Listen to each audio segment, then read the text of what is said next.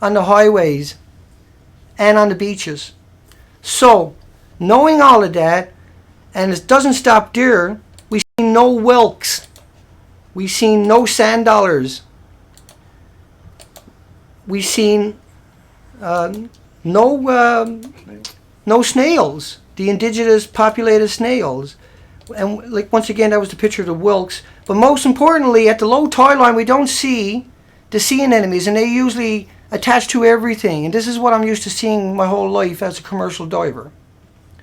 So knowing what you know right now, and knowing that we cover 200 kilometers of coastline, knowing that there's 182 of you watching this right now, we're going to extend the presentation to 2 hours. We're going to cover around 16 samples and show you the desolation left behind.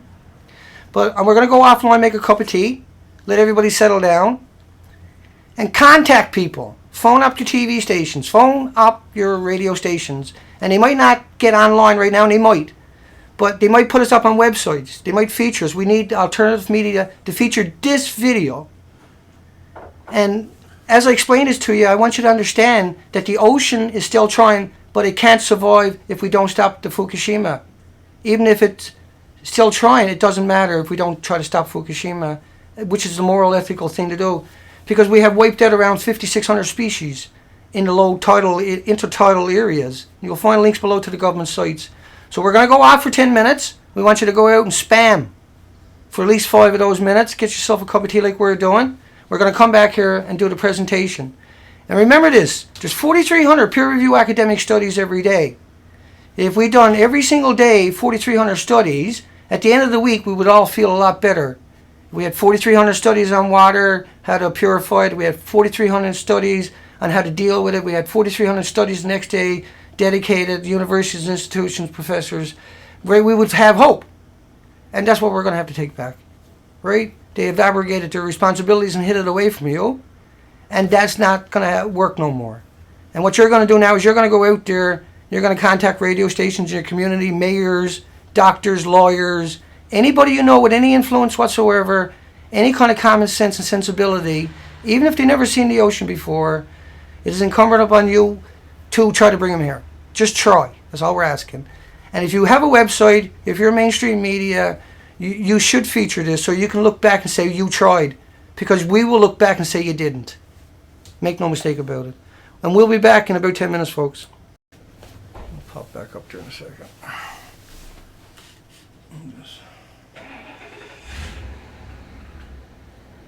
Just hit the refresh. It should be streaming. It'll quiet down here in a second. I'm just waiting for the stream to pop back up on the other screen, and we'll get started. We're going to go through. I'm just waiting to make sure I show up. I'll refresh that page. Make sure everything is working for you guys. That's Ratcher just pulled out. And should show up here any minute. We took a 10-minute break here so people can call up people.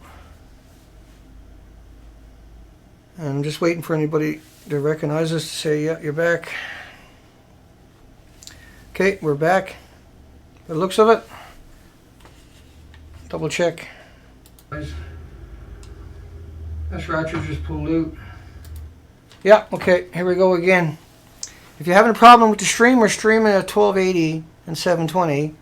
And so lower your quality a bit and your computer will work a bit better if you don't have a dedicated graphic card.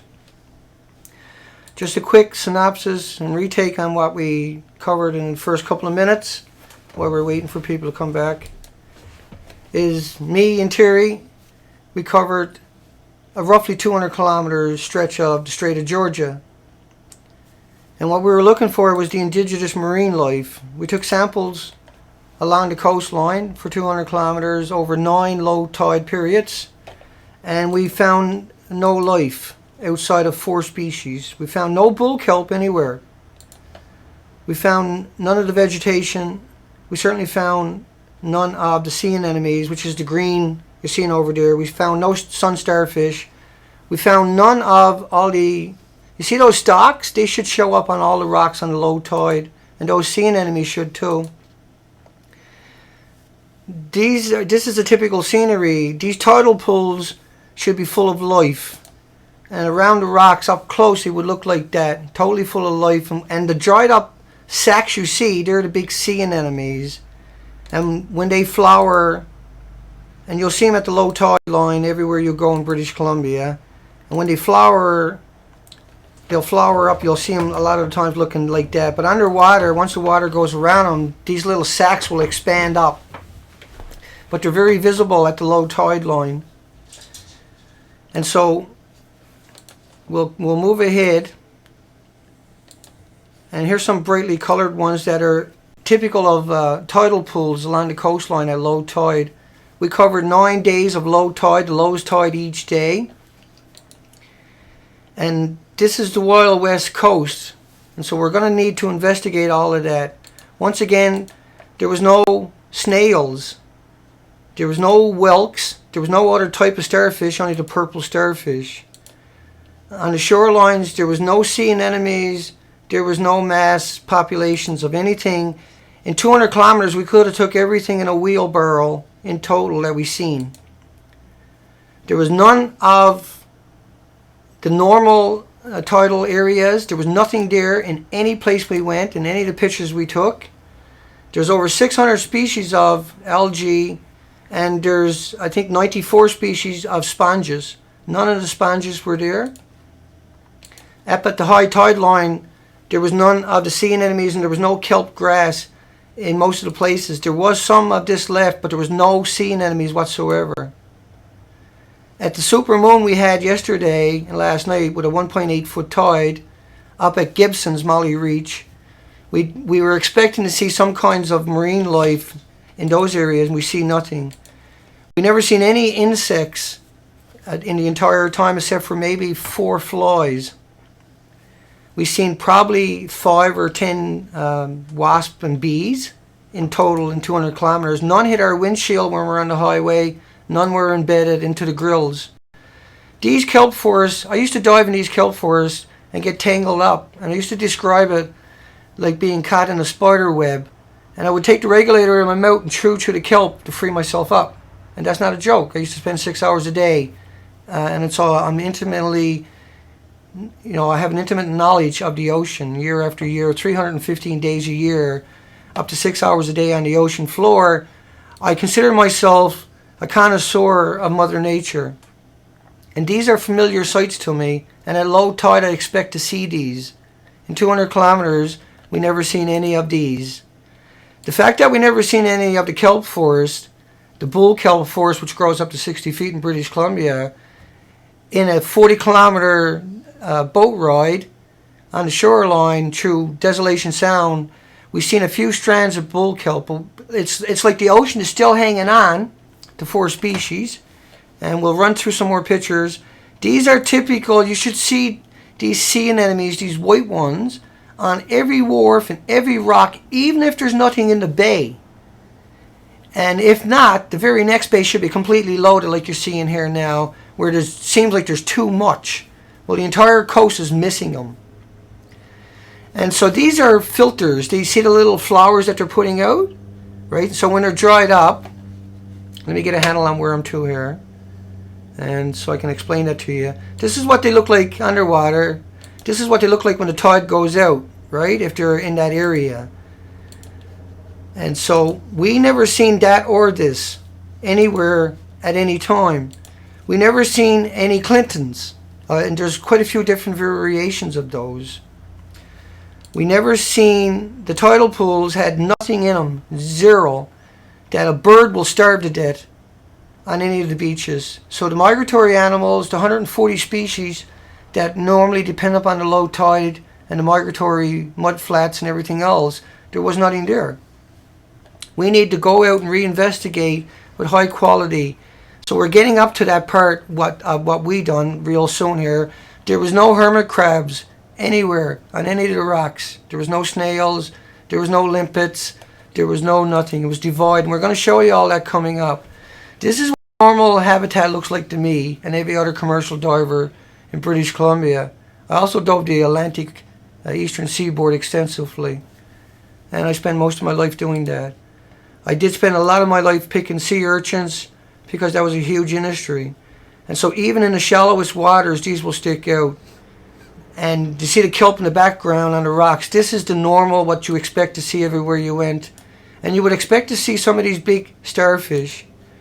The habitat down just below the surface, just below the low tide line, is actually the low tide line, or the top 30 feet high tide line, low tide line, is the nursery of the ocean, is the better way to put this to you.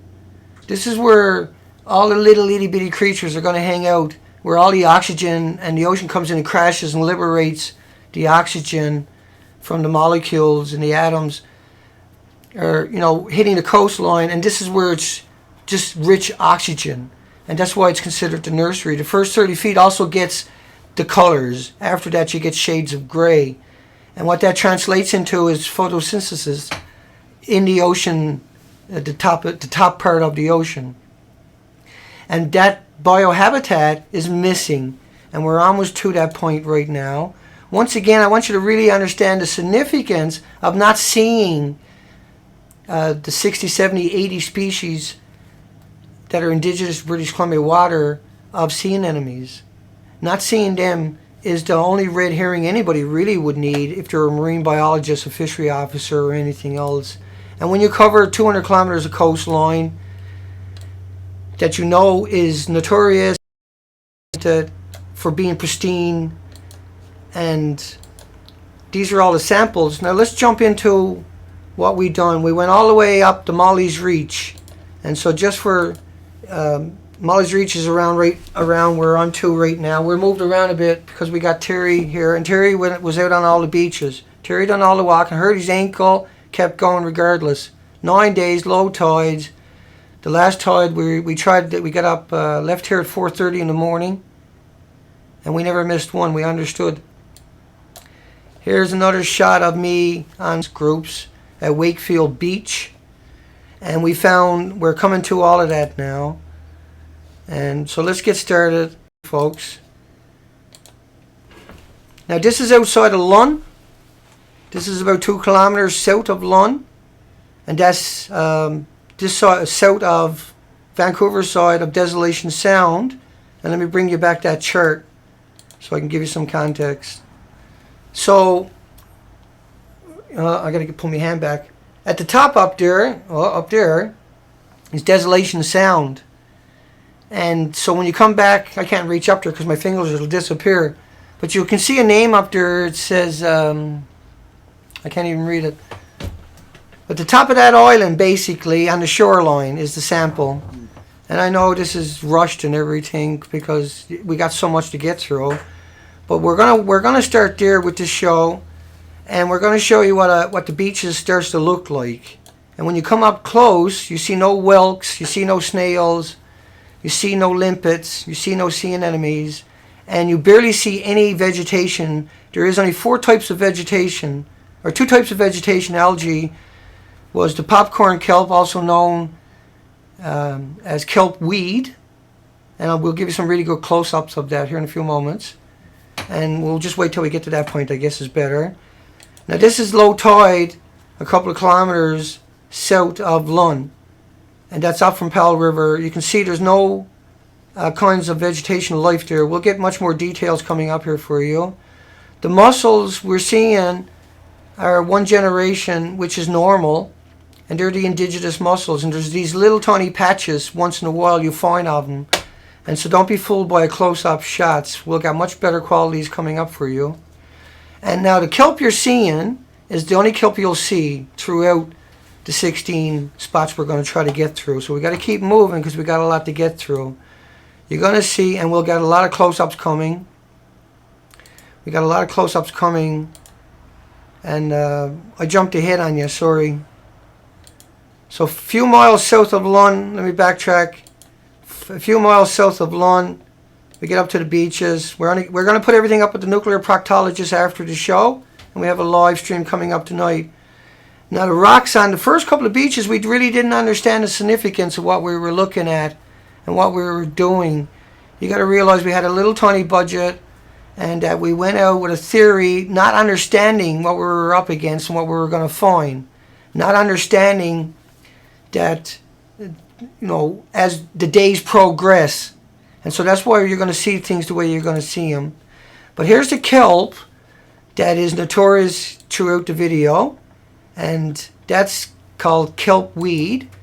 And then you can see the green stuff, the fluorescent, is what... And that was a couple of miles, once again, south of Lund. I kind of made a mistake by showing you the other pictures early. But we got a lot to get through. I apologize. And let's keep going. Now, that's fluorescent type stuff you're seeing in that picture is lettuce kelp. And it's very straggly. It's very patchy. There's no bull kelp. There's no insects. As you look into the pool, once again, there's no life there. So let's jump over to the desktop presenter. And let's get over and get into the real stuff. I got to go live with that to make sure it works. I'm going to be just like a minute kind of figure this out. We'll bring up everything. So Gibson, or a few more miles further outside, I already covered it.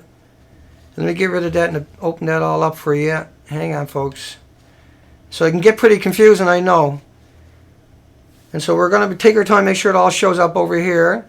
This is a few extra miles past the last spot, south of Lund. And I'll come back to the charts for you after. No, that's the same spot. That's the shoreline.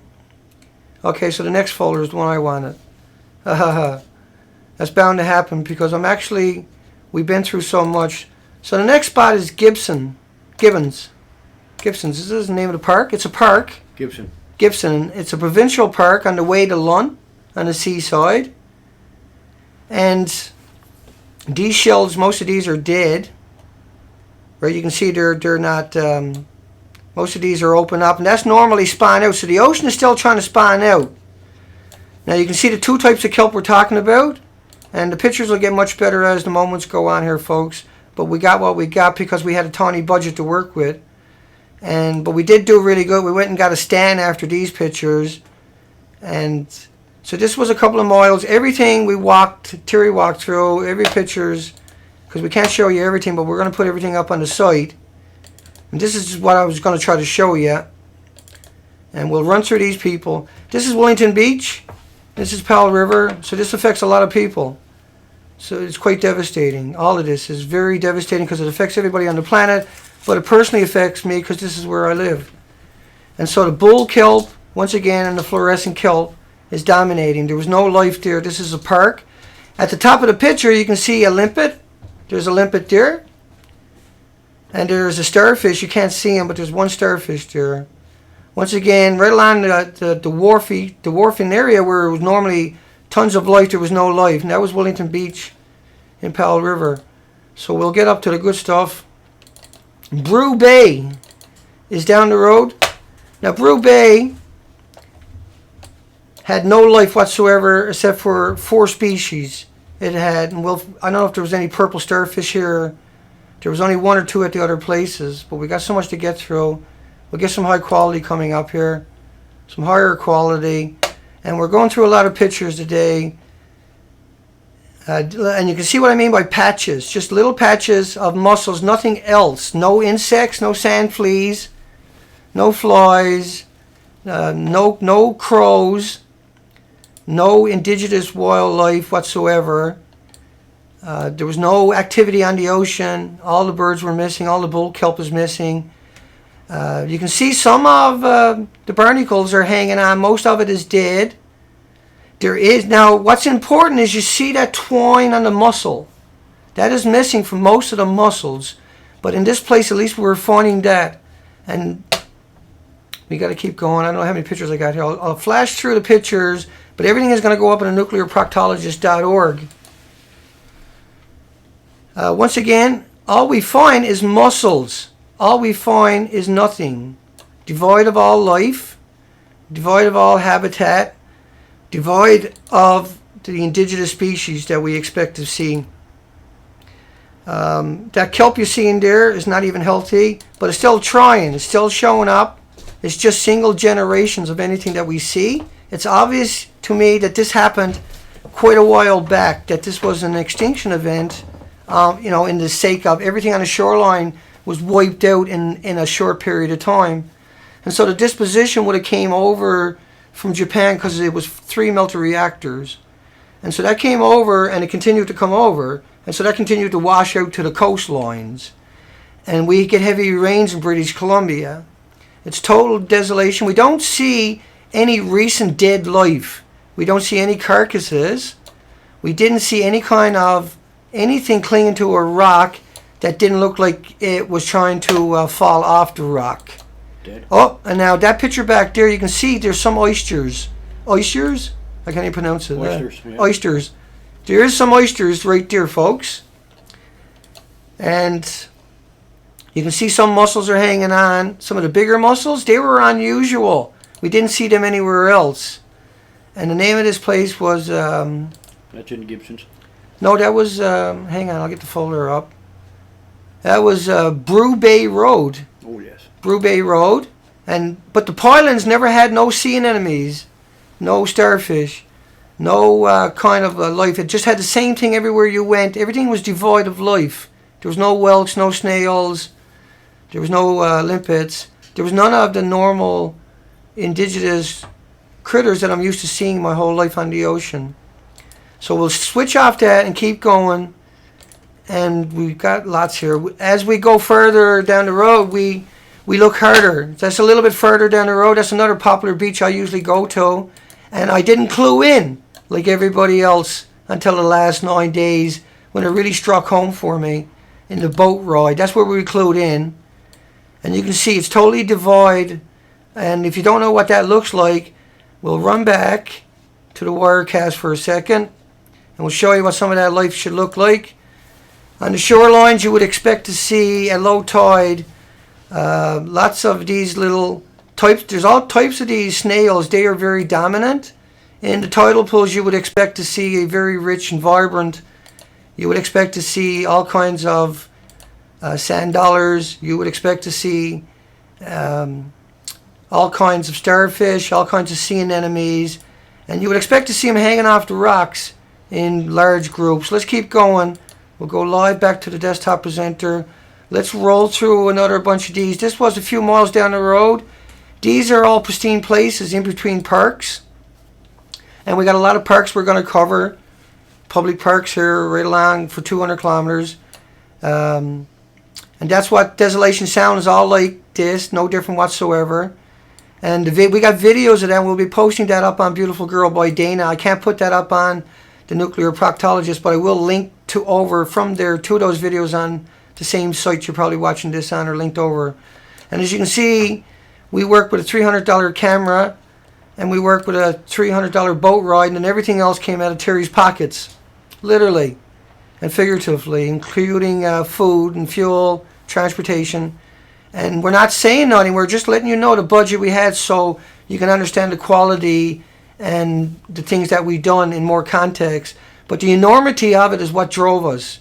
We wanted to find life so we can say, instead of there's a total extinction, that there's serious life still living and we need to do something immediately, because we know how big of a range it was. Each day it became more surreal to get up in the morning. It became more surreal to drive down to these beaches. Now, this kelp, really good shots, Terry. You done a good job on that. I left you out of the conversation up to now. But you're the guy who walked out here, Terry. And you had to work like a dog just to find mussels.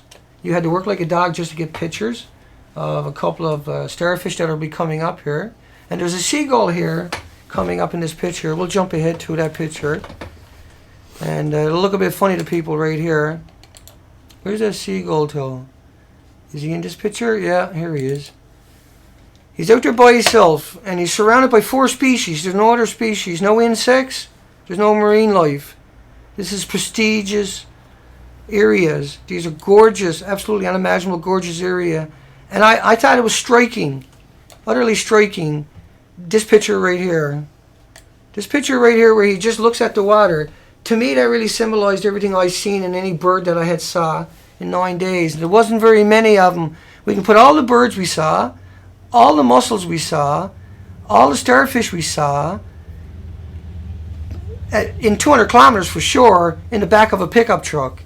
Most likely in a wheelbarrow. And it's really something shocking. Yesterday we hardly talked on the way home from the end. And let me explain something to you. What you're seeing here, there should be insects. There should be entire communities just right there in that little tiny spot, just in a 5-foot patch. You shouldn't be able to count the different life there without spending a whole lot of time there. And there's zero. It's zero. The rocks are naked. Right around the tidal pools, there's nothing gripping onto them. Little tiny things are trying to hang on. But Fukushima is not going to allow that to last. And it's probably going to kill everything out there, but it can't come back. It won't kill, it might leave something out there somewhere and it can repopulate. You think about a lingcod can lay, or a codfish can lay 700,000 eggs. You think about how the ocean is a soup of life, and under normal circumstances, if you were to have a freak act of nature that wiped out the coastline, the ocean, the soup of life, would repopulate it immediately. And so when you go there, and right across the board, there's nothing. But you see how that kelp is actually healthy looking. A lot of the mussels, even though they're patchy, they're trying. And so we have to try.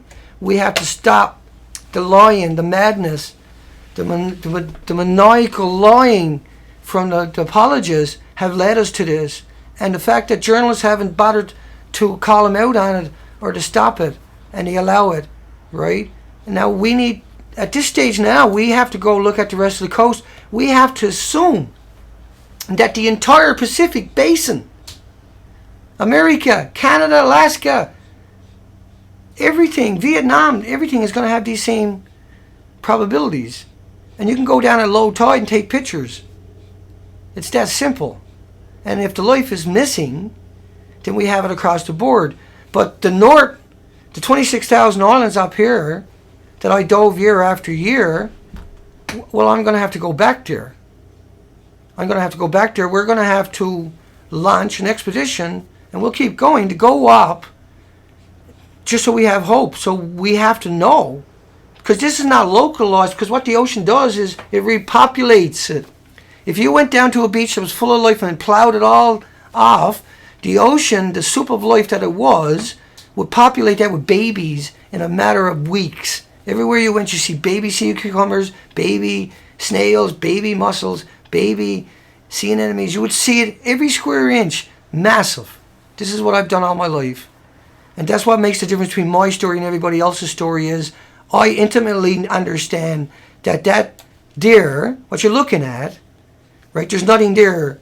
But when you look at it in real perspective, and I'll bring up some pictures, right, those tidal pools should look like that. Even out of the water, it should look like that. See? Right? The faunas, the floras, and everything should still vividly stand out. Even in the shallow pools, the sea anemones would blow themselves up. Here's a really good picture. The whole coastline was like that. I know, I traveled it year after year. I stayed out there for 100 days at a time without coming ashore. I lived, eat, and breathed this all day with people that done the same thing. And so I don't know what to say to people outside of, I'm straight up. I'm not going to try to hide anything away from you because that's what got us in this position in the first place. There's no kelp force anywhere to be seen. So let's run back over to the pictures and keep going down that line. I got no idea how much time it's going to take. We're just going to keep going until it's done. We're going to come back tonight at 8 p.m. Canada Pacific time, and we're going to stream from this channel a question and answers. Okay, so I'll launch that after. We're going to put everything up on Nuclear Proctologist and pictures in the qualities that we got and the quantities, so you can go through it all yourself. And that'll take me probably 2 hours after the stream is over. And then tonight we can have a debate about it. Terry's going to be back tonight, and Terry will get more to say. But we have to tell the story. Terry's been listening to this and repeating it himself now in the last couple of days.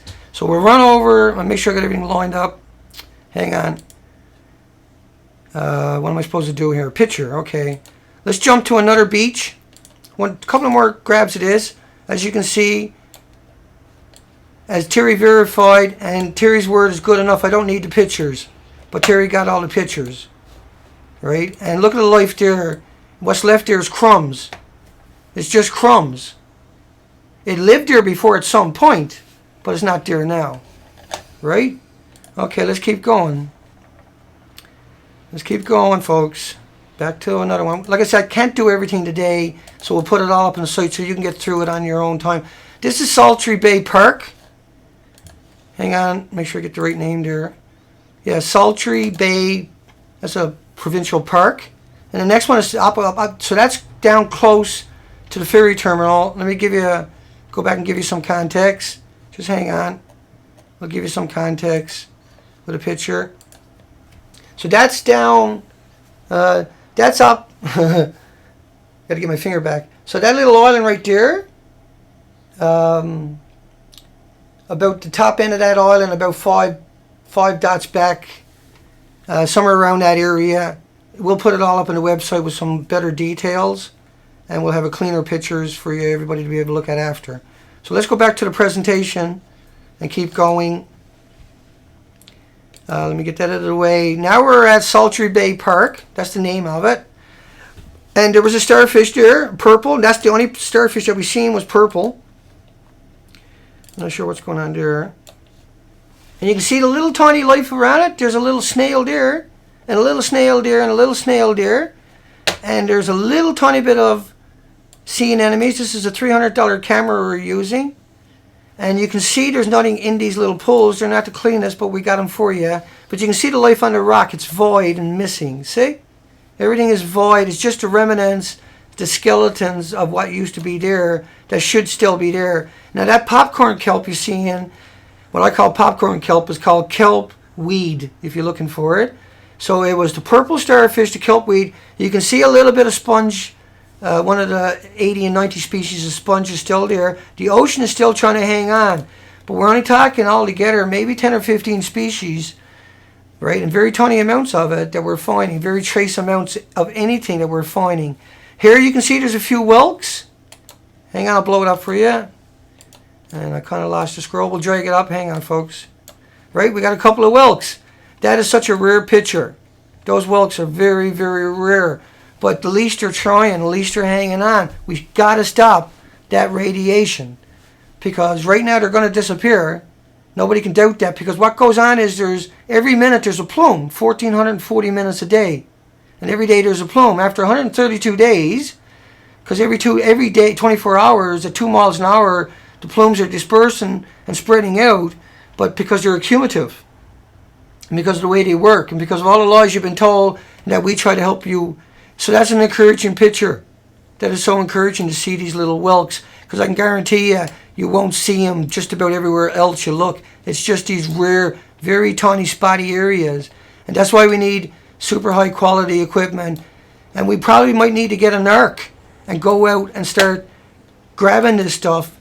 And so we're talking about an enormous operation all of a sudden that we had no concept before that was necessary. But we truly are talking about a apocalyptic event for the Pacific Ocean. Cancer takes 5, 10, 15 years to manifest. I think mammals and humans, we've still got time to coexist with the coastline. But I don't know for how much longer. What we need to do is start exploring and confirming and getting better quality images and, a better way to, I don't know if we can do any better than what we done. I don't think anybody can go out there and beat what Terry done. Terry fought me and argued about staying longer and getting pictures. And I was, no, Terry, let's keep going. We got to hit the tides. We got 9 days to cover all of this distance. And we can come back, but we can prove it with what we got. But the first couple of days, we really didn't get it, Terry. No, we did not. No. It's only day 5, day 6 that I really had the narrative. I had went out and found the pictures and said, oh my goodness. So it's good old-fashioned gumshoe research that got us to a point where at least we try, right? At least we try. But the devastation and the amount of people and industries and families and individuals that are affected and impacted hasn't lost me. We need to find out more. And we need to know more. And we hate to think that this is what it is, what we see, but we understand that the coastline populates itself instantly. And the fact that we don't find the population, even tiny bits of it, just a select few. In total, I think we'll come across about 10 species, and that'll include birds.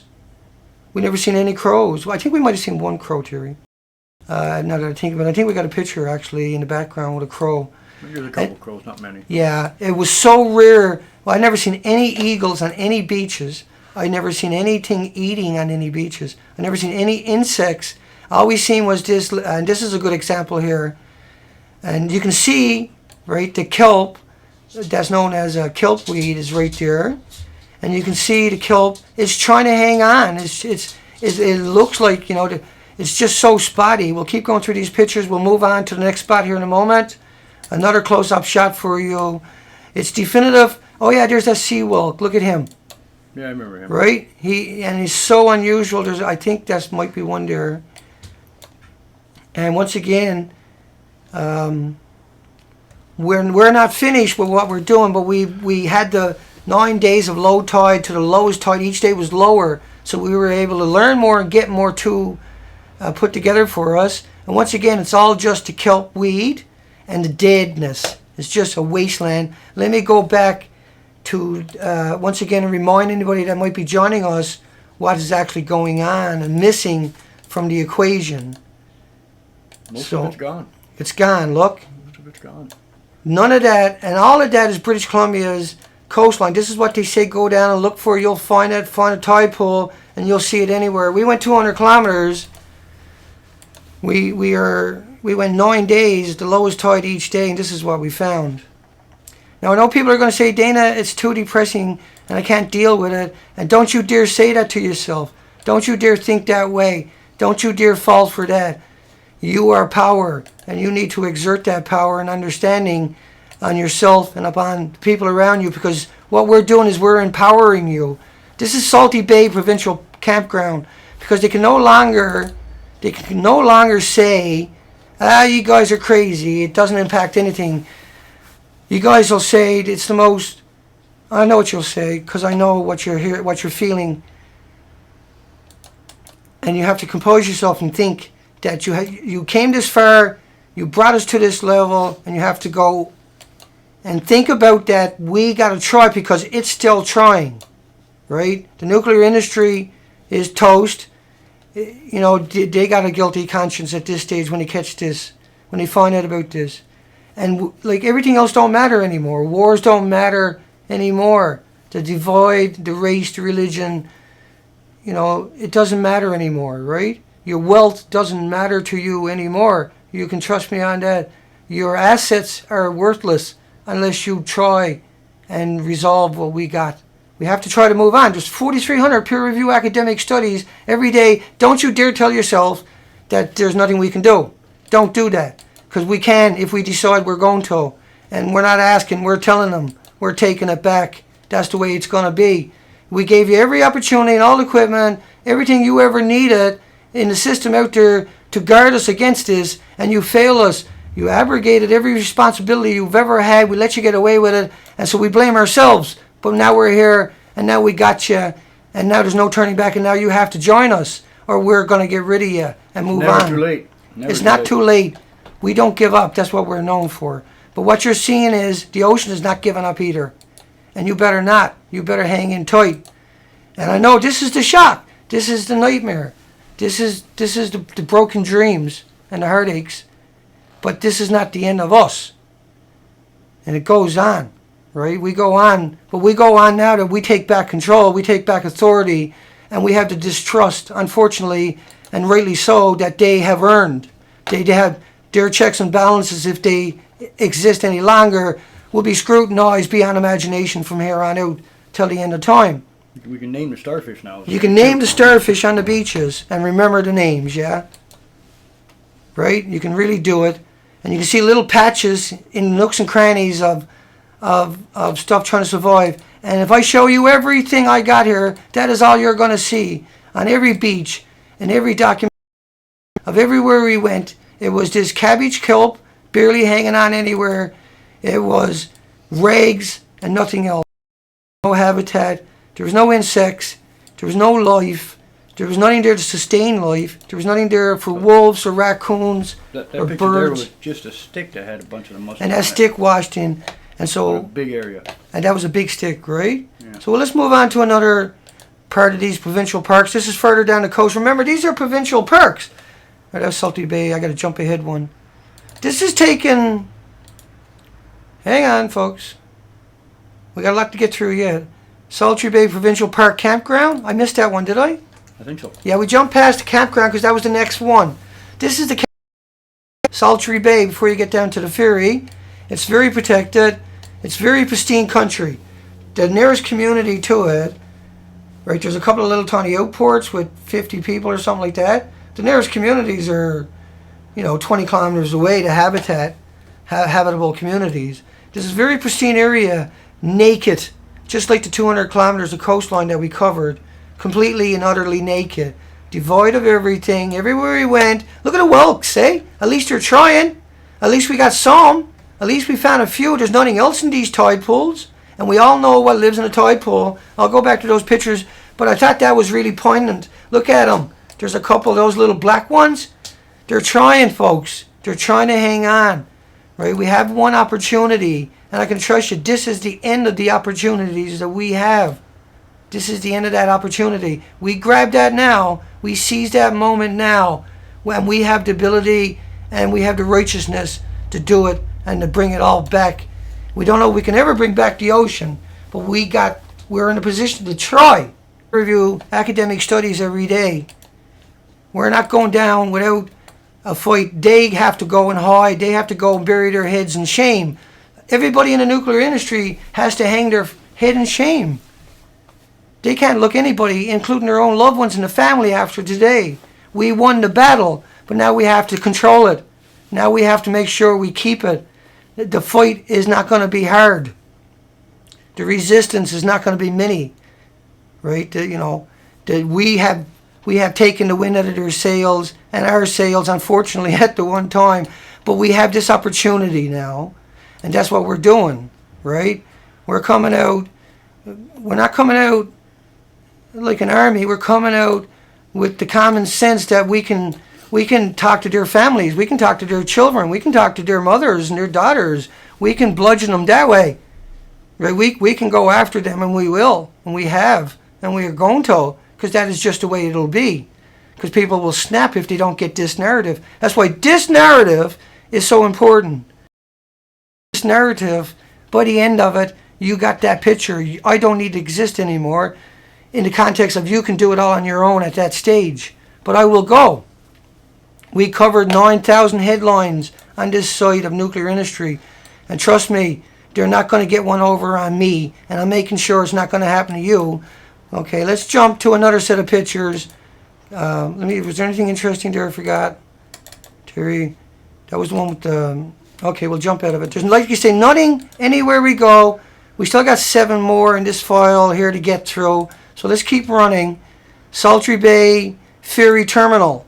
So this was important. So I'll come back to another picture so you can understand why the ferry terminals and everything are important to me in particular. And you should see that on the coastline, see?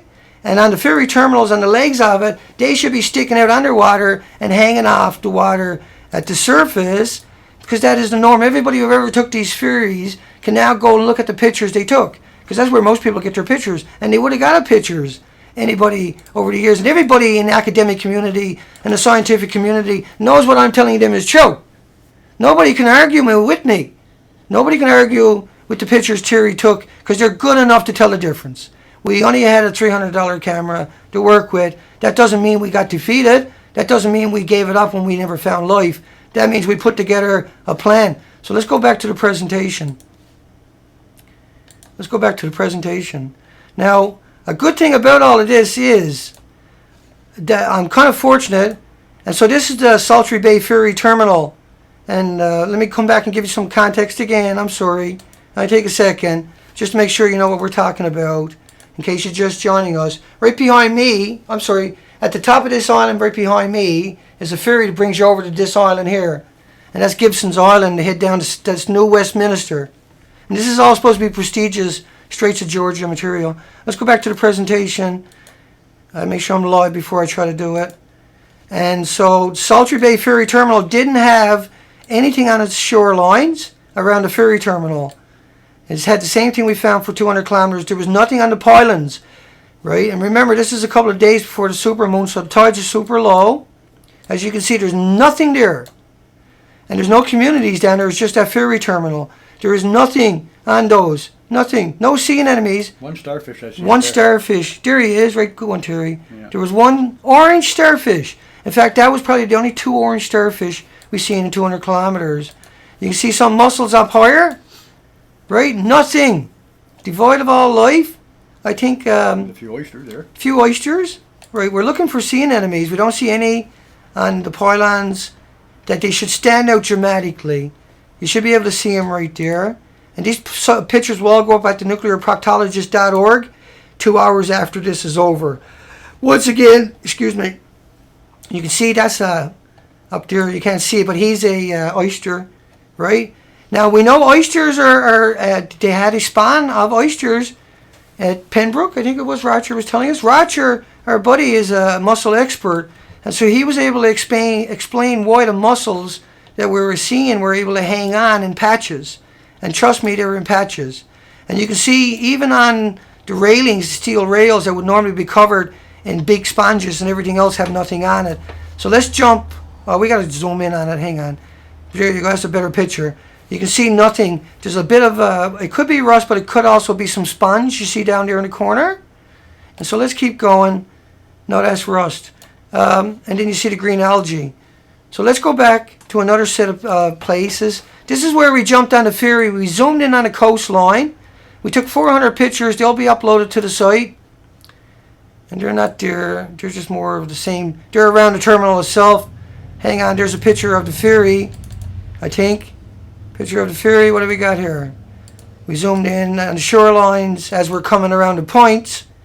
And there was nothing there either. It was the same vegetation, the same desolation. And so what we done was we done the best we could with a $300 camera, and we zoomed in on the entire coastline every opportunity, and we got some pretty good shots, enough to tell. And we're going along the ferry. We got 400 of these. 400, and none of them shows any kind of vegetation outside of what we see is atypical of the 200 kilometer coastline. I'll motor through it all for us.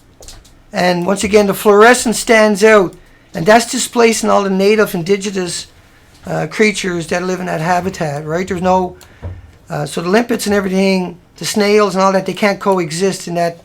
They need their own little tiny habitat to exist. And so we covered over 400 pictures of that. We'll upload all of those to the site. And now we went to Smuggler's Cove coming up, and I'll bring you up some context for that, folks. And I know we're going through it pretty hard, pretty fast, pretty devastating. 200 miles of coastline. This is Vancouver Island, 460 kilometers. This is a 200 kilometer zone we covered. And we're going over to the islands behind me. We took the ferry over. See that big island up there, the big dot, the red dot, the long one? Well, the ferry terminal comes around that point, and then the dot behind it is where we come onto the island. And then as you come out, the first dot is Smuggler's Cove kind of area. It's just meant to be a representation of it. So here we go over to the presentation again. We're coming over to Smuggler's Cove. And Smuggler's Cove, it was like everywhere else. There was no insects on that highway. We found no insects in 200 kilometers of roads, none smashing into our windshield, none into the bumper. There was none on the shoreline. There was no other types, anything crawling around like sea fleas. There was no interaction with birds. There was no crows. It was utter devastation. This is in Smuggler's Cove, and it was the same thing. This is the one where I kind of got impatient with Terry. Terry went out of sight, and I yelled out, "Terry!" I'll show you the picture, probably where he was too. It zooms in. So he was down getting these pictures because that's what I told him to do. And now he's down there getting the picture because I told him to go down there. And now he got to put up with me yelling, "Come on, Terry, let's go." Because when I went down in the wheelchair to the edge. I yelled out to Terry originally. I said, "Is there anything there, Terry?" He said, "No." And after thinking about it for a minute, I was like, we need to get, because we had one tide to cover 80 kilometers. So we had to go spot to spot to spot. And we just got defeated at the end of it. We went all the way to the end. And so let's go, let's jump back and cover some of these spots here where I left off. Just the kelp weeds is all we found. And we found the kelp. And once again, Terry went down and was adamant that he had to get at least a couple of high quality pictures before he was going to put up with me rushing them on these particular shots, because we had one tide, 80 kilometers to cover, and you can only drive, it's all nooks and crannies at 40 kilometers an hour, lots of traffic, and I wanted to get across that island before the tide come up too high. And so this one in particular was the one I rushed Terry on, and we just, there was no life there. I was defeated, but I got my second win back. And let's go over, that was Smuggler's Cove. We did find a starfish. Terry, you found one. That's where I was yelling at you. Here's Terry on the beach. He's looking around at just total fucking chaos. Excuse the language. Okay, we went on to Pender Harbor. We found a bunch of starfish, which gave us a little bit of hope. Look at that. That was the only, in 200 kilometers, the only time we saw that. Once again, we done it on a small budget. We rented a high-powered boat for 3 hours, covered Desolation Sound, and it was desolation. There was nothing. Well, then we took $300, got a camera, and then we went all along the coastline because we realized in absolute horror that we had no choice now but to document it. And that took us 9 days of low tides, catching the lowest tide each day. That's Terry's shadow. And all his deer is the same thing. Look, and that was Pender Beach, and we had hope. Look, there's purples everywhere, but the 63 other species of starfish are missing, right? Sorry, let me get that back up for you. And the 63 other species, and then the 56 other species of the indigenous population. Look how low that tide is. If it wasn't a really low tide, we wouldn't have seen them. But everything else is just vegetations and vegetables. Let's get to the next one. We never stopped. I was at it all night. I never slept. We've been at it all morning to get this just even, and that's why we're using the desktop presenter, because I can't get through it all. I still got stuff on the computer and the Wirecast to get through before we give it up. Okay, this was Sargent Bay Provincial Park. Sargent Bay Provincial Park, for context, you can see it. Let's bring it up a little bit better for you. That's right around where my finger is area. Right on the island, right behind my head here. So we're at the bottom of the 200. The top part way up at the top is Desolation Sound. It's 200 kilometers down to where I am right now, where my head is too. And we went all the way down to there. And let's go back to the presentation, because that's all I can say, folks. I can't get emotional, and I can't get anything. All the steam is taken out of me. It's all taken out of me. I got no wind left in my sail. I just want to get on with solutions. I want to get on with exploring the rest of the coast with real equipment. I want to document everything we went through all the way up. And then I want to assume that the rest of the country, I'm going to hope, that's all I got, is that we can stop the reactors and at least it might come back. But if we don't stop it, if we don't stop Fukushima, there is no hope for that. 50% of the oxygen, the biggest ocean on the planet, 200 miles of pristine, 200 kilometers pristine coastline. It all looks the same. It has nothing. It has the kelp, it has the cabbage kelp, the kelp weed, the purple urchin, and what's the other one? I can't even remember. I haven't shut up. Here we go. Keep going anyway. Here's your kelp. It's very patchy, very tiny. No matter what we found in 200 kilometers, we could have fitted it all in the back of a pickup truck, when you shouldn't be able to fit it in 1,000 transport trucks, 1,000,000 transport trucks. You got to remember that low tide area is the nursery of the ocean, and the ocean is broken, and that's why it didn't repopulate, right? It's as simple as that. The links below are to all the government websites. It's not even trying, and it all got wiped out at the one time. It all got devastated at the one time. Everything is naked. There's 4 species left. There's the snails, the kelp weeds, the green kelp, which is kelp cabbage, I believe, and then the mussels, the indigenous, one type of mussel only, nothing else. 63 species, starfish missing, 90 species of sponges missing, some of them showing up in little bits, like that rock up here. Can you see that there? That rock right there. There's little sponging going on there. There's some on that. See, there are these patches. The ocean is still trying. It's still trying. But because these plumes are going into the ocean and they hid it from us and they're sending the homeless in there to stop it, and they're not even trying. They're dumping it into the ocean today and yesterday and the day before because they know what we're doing. They want to get it all, dump it all off the site before the opposition says you got to take your money and do something ethical. They're saying to hell with you. They're dumping it into the ocean. They know what's going on. They know all of this is missing. We're just finding out. And to me, we got to go the rest of the way. We just can't stop here. All these pictures will show up on the nuclearproctologist.org. I don't care. I'm going to go every day because I got no choice now. All my hopes and dreams and my, are long gone, same as Terry's. And this kelpweed is just one generation. That's all you're seeing. You're not seeing old generations. Look at these purple starfish. That's all you're going to see. You're not going to see another type of starfish. Let's hope they survive. And if they don't, so if those 4 species go, there's nothing else. That's why there's no crows. That's why there's no insects. That's why there's not enough deer to feed anything unless they want to live on 4 pieces of food, when they should be living on 5,000 opportunities and 600 types of algae. And all we see is 4, up to 10, if you count the little tiny itty bitties, and we do, because that's all we got to go on. Let's go to our next spot. You can see it.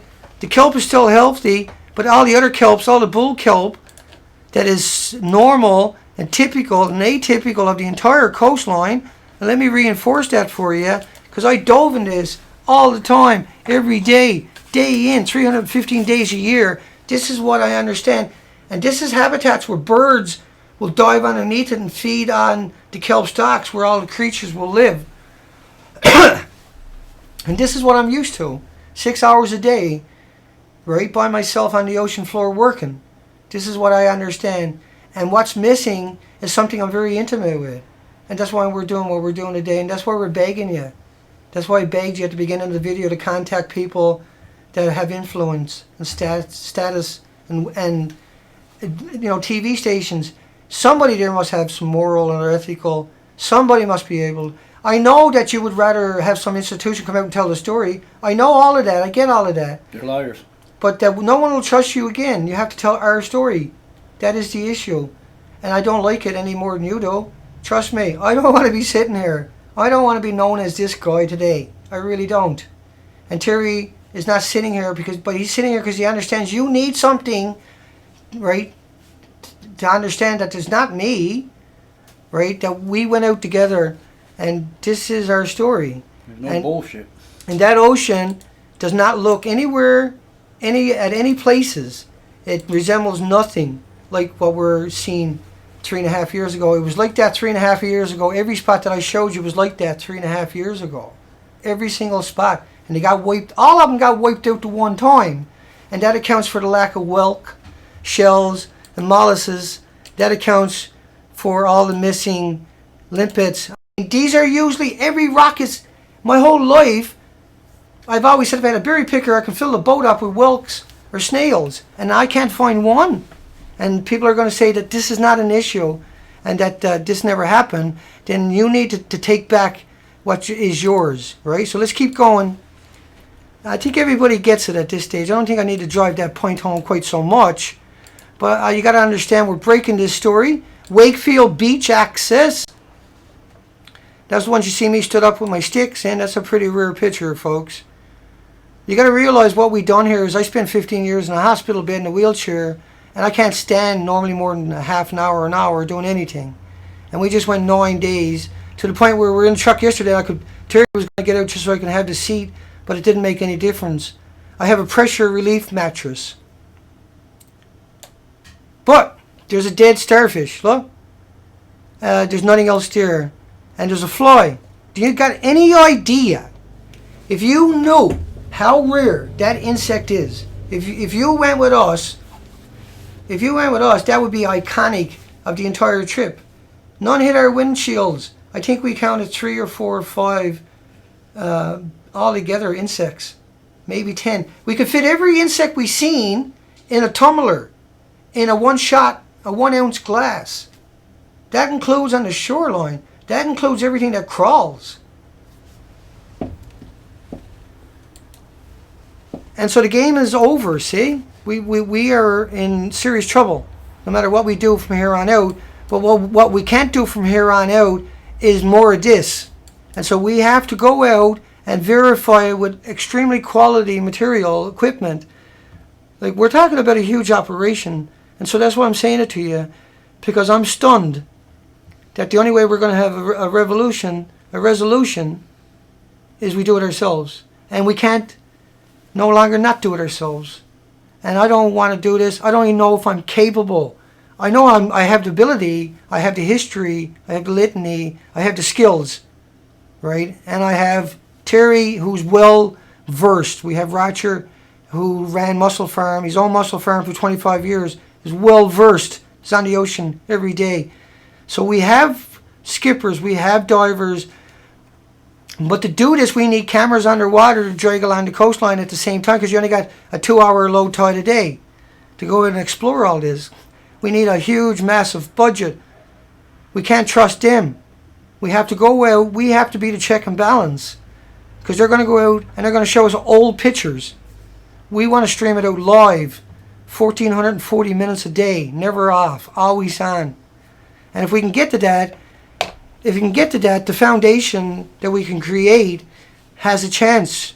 We can leave something. But right now, folks, I'm telling you, it's not a game.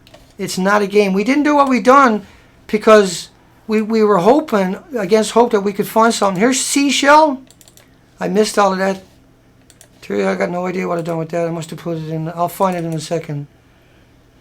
Gibson's Ferry Terminal. Gibson's Ferry. There's nothing on that side of it, of the ferry terminal.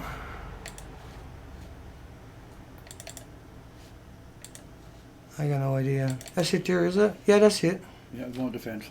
That's the one in defense. Okay, just make sure I was on the right one. It's not very good. You wouldn't believe what we've done to get these shots. This is out by New Westminster, and you were not allowed out there. Terry ran out there and got pictures. No, it's not by New Westminster. That's Well, that's the ferry that goes over to New Westminster, isn't it? over to Horseshoe Bay. It goes to Horseshoe Bay, that ferry does. And I dove Horseshoe Bay, and it was full of sea anemones and all life, seabeds. Once again, there's no life. It's just the same. It's just the same 4 products everywhere we went. Okay, let's come back over. I screwed up, I guess. Molly Reef. Let's go to Molly Reef, and I'll give you some context. Let's jump back over to Molly Reef for a second. Molly Reef would be right alongside of my thumb, right? And that's where it's a very famous spot. That whole coastline is full of $500,000 homes. It's very prestigious. It's a very luxury area, and there was zero life there. So let's go back and look at Molly Reach. And everything else will show up on the website in a few hours at thenuclearproctologist.org. And I'll put that link below. And then I'll put a link below once I get the link started on the Nuclear Proctologist to link directly to the section where we're going to put this. We're at Beautiful Girl by Dana. There's Relics. That's one of Relics' boat, wasn't it? Is that what that was? I think it's part of it. I see Original Punisher mentioned last night. He was in the boat and got pictures. Right? He went and got that. I can't even pronounce it. So that's Molly Reach. It's very iconic. It's a very well-known place. It's a very wealthy area. And like some of these places, I'm not surprised to find much life, right? There's the marina there at Molly. But that's the marina. But we're surprised not to see any sea anemones on these whatsoever, or any life there whatsoever. And so that confirms everything is going to be the same. We took that because it's iconic, and we never bothered. You got to realize we're racing along the coastline, and we're going down all these duds trying to get at beach access. And so we need a boat to go along the whole coastline of Canada and record it with high quality and upload it all the time, preferably live, and at least preferably every few hours. And we need more than 1 or 2 people doing it. We need more than one boat. We're talking about 26,000 islands, but we need to make a consensus along the coastline. And right, you can see a few. And we need the truth. A few whelks, a few limpets have survived there, and that's about it, though. And everything else is the green, fluorescent, just very sparse and the other 5,600 species are all missing. So these are all underwater at the tides, and you can see there's only two algae there, the green, trying to get a hold there. That's just trying to get a foothold here, and the other one is, I always have a hard time with that, the kelp weed. I have a hard time saying that name. And then here's a crow. That was a crow I was talking about. That was the only crow we seen in 200 miles on a beach. He looks hungry. And he's starving. There's nothing there. There's no insects. No kidding. There's nothing there to chew on. I got 5 thumbs down. 5 thumbs down for showing you the truth. 5 people out there decided that they were going to turn their back on the entire planet, on everybody and every creature and every human. 5 people done that. That is despicable. Fucking disgusting. That is disgusting. You people should be absolutely ashamed. Absolutely, you should be humiliated. Your family should be humiliated of who you are to do that. 5 thumbs down. And I'm showing you the fact that's backed up.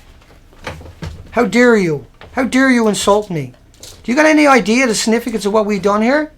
Do you got any idea that everybody else that we paid to do their job had failed you to this point, that we had to take $600 and do it ourselves with nothing? And somehow we're the bad people because it's better now than later. Am I wrong? Do we wait until it's completely all gone and then say it's all gone? And by the way, so are you. Is that what we do? We wait. Right now there's no insects on the shoreline. There's no insects on the highway along the shoreline. And I'm not saying this, I'm open with you. You can go look yourself. Anybody and everybody, every fishery department along the way tomorrow can go out and prove me a lawyer. Go and prove me a lawyer. But make sure you put out where you were to so I can come and prove you that you're actually a lawyer. Because I got everything to lose and nothing to gain by anything I'm doing. I'm doing this because I got no choice, because you won't do your jobs that we paid you to do. How dare you do that to me? How dare you insult this entire planet by doing that? The only chance we got to get this message out. And somehow I'm the bad person. Somehow you have to hold on to something to finish off the rest of the planet? Don't do that to me again, please. It's completely uncalled for. All we're doing is showing you documentation.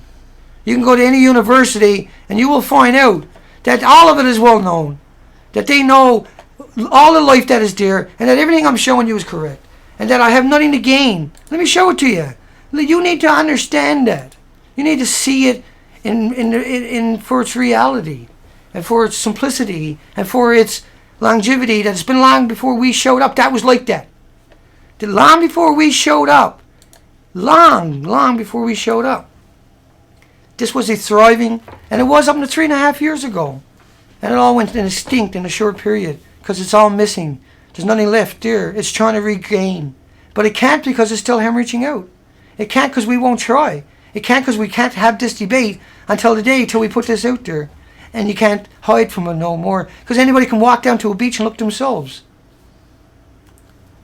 Right? I mean, isn't that what makes us different today? Is we know it's there. We can go to any institution and they'll say, oh yeah, it's every tidal pool is like that, sir, ma'am. And you say, no, it's not. And what have you done? What have you done to us in order to keep a job and a pension? What have you done to your own children? Now they can't even look you in the face anymore. Your friends, your wives, your parents can't look you in the face anymore without being disgusted. Nobody can look at you anymore without being disgusted, because you knew what you done. You knew what's happened. You know what's going to happen. And you knew that if we didn't come out and try, at some point it'd be too late. And that's why you done what you done, so you can have another paycheck, so you can pretend you're a hero, so you can pretend that you're somebody special, so you can go around and pretend. That's all you done. You hid it from us. And $600 tore that lie apart, didn't it? $600 and one person who walked down on the beach and took the picture and took the money out of his own pocket and made it happen.